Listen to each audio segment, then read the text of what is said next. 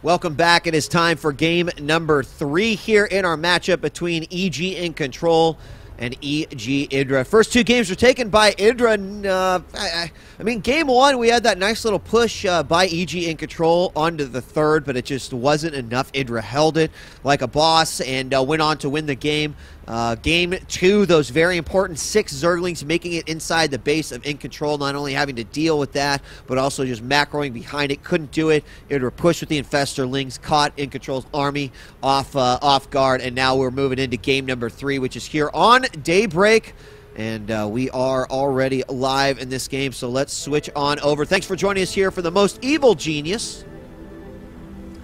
I'm DJ Wheat. Happy to be back in the caster's seat. Heading off this weekend for an event, and then I'll be at MLG the following weekend. But happy that I can come in and cast on behalf of Evil Geniuses. Thanks for joining us here on OneMoreGame.tv.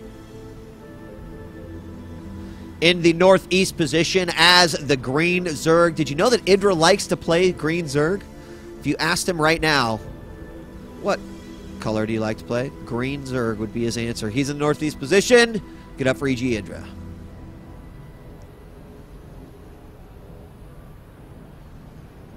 Here in the southwest position as the blue Protoss. He's lost the last 2 matches. Does he have what it takes to try to bring it back here? We're about to find out. It's EG's in control. So IdrA going with sort of a Muta-based build, game 1. That was right when InControl was going for a Void Ray, at least start. Then going into about 6 gates or so. Last game, we saw push, a sort of zealot push from InControl at the start, but again was held off. This was kind of in response, I think, to just sort of the damage that was done. And I wonder if we're going to get a Nexus first here out of InControl. This is a good map to do it, just based off of the, just based off of how far one has to go. And for the Protoss, especially, he can block the, he can block that hatchery. It's going to be really easy for him to do that. He can go Nexus first. Like, this is just kind of a Protoss wet dream type of a map. And unless you're going to commit to go to some sort of super duper duper early pool and affect your economy, I'm pretty sure that they get away with it, with very, very large percentage of success. I don't want to say 100% because someone's going to be like, oh, this one time I did this one thing and micro my drones perfectly and it was awesome and I won. But the Forge is going down after the Nexus and there's still plenty of time. The Zergling's got to work on the pylon. It's very, very fortunate for the Pro. In fact, gosh damn it, as a Zerg player, I'm just kind of getting a little angry. I won't lie. But that's okay. That's the nature of the game. And you should do this, absolutely, as a Protoss. And as a Zerg, respond accordingly. Deal with it. Now, we do have the probe moving away. He saw that the hatchery went down. He knows that that's going to be going down pretty soon. He might just move away and then come back in. So we'll see exactly how far he decides to go. Maybe right here. No, he's going to throw himself into the smoke. But Zergy Zerg McZergling is going to be coming around. Uh-oh. We got another one that's going to check. But, it's going to take him a while to get there. Okay, so that will come eventually. The death of this probe is inevitable, ladies and gentlemen. It's going to take a while for these guys to reach all of their different points over there.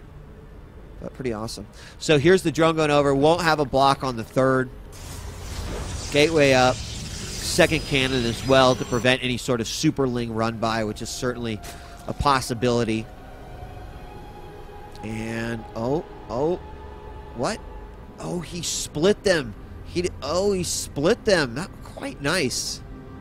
Quite nice of a position here. So Zergling's going to come up here, get to see exactly what's going on. Might just hold himself out. Wants to check on that +1 as well. That will help him get a better idea on which way InControl is actually going to choose to go. A multi-gate strategy, certainly option possibility. Here comes the Zergling, sees boom boom, and goes right back into place. InControl, though. Ooh, oh, yes. He slips in a pylon back here. Now, this pylon will not be spotted until this hatchery actually finishes up and the and it spreads. So I mean, hell, he could even throw down a cannon here if he wanted to. I don't think he's going to, but let's find out. Let's find out if he does. Oh my gosh, are you gonna be crazy in control? Oh, he is, and he's not gonna. And he's gonna throw down 2 cannons, and he's not gonna see it for another few seconds. And there it pops up. Oh, surprise! Protoss surprise! And what sort of reaction are we gonna get over on the production tab? We see that the Roach Warren's going in instantly. We have got the drones coming out, and this is going to, I believe, block this area. So this third is going to be given up. We're going to have these drones fight for as long as they possibly can, but he knows that he's going to have to give this up.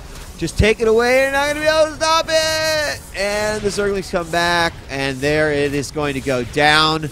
Very, very good timing there by EG.iNcontroL, and solid way to deny that third, despite the fact that you know, the Zerglings did such a phenomenal job scouting it. But there's nothing he could do here. This base is locked down for a good amount of time. Now, you know, a lot of units were made. I would say a whole lot of units. Just enough Zerglings. He's just kind of dealing with it at this point, and it's going to inevitably fall. But behind this, what I find interesting is the Stargate. And the third base is going down over here.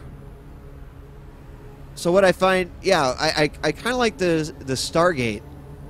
Let's just take a quick look at the what the hell tab am I looking for? There we go. Yeah, this one. Thank you.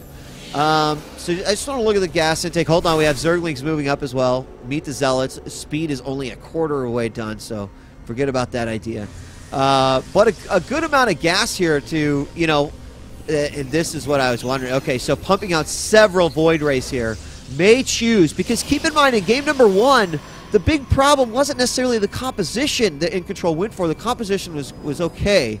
I think that he had a fair number of Void Rays, but unfortunately they did not get together for a little Void Ray party. They did not get an opportunity, and it was too bad, and they wanted to. Now, did this guy scout either of these? No, they did not.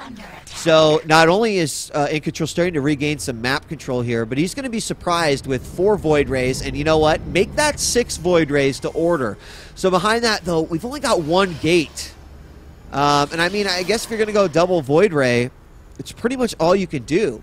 But there is just not going to be any anti-air at this point. Yes, we have the Roach Warren. The lair is about to finish up here for EG.IdrA, but he hasn't even really seen reason to... he still hasn't seen them? Okay, Spore did go down.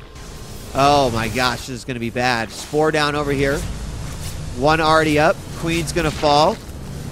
And, you know, that Void Ray number 6 is where the big problem is going to be. I mean, what does he do at this point? We've got 2 Phoenixes on the way. A Hydra Den is down. But it's just going to take so long before the Hydras are actually able to come into play. There, another Spore Crawler gets up. He's got to be careful with these Void Rays. He cannot lose these. It is his army. He drops 1 of the Spores. He gets 1 Queen. Is she going to hit the... Oh my god, the Void Ray does stay alive. He's got to keep that 1 back. It's only got 4 hit points. And oh! Oh, EG.IdrA left the game.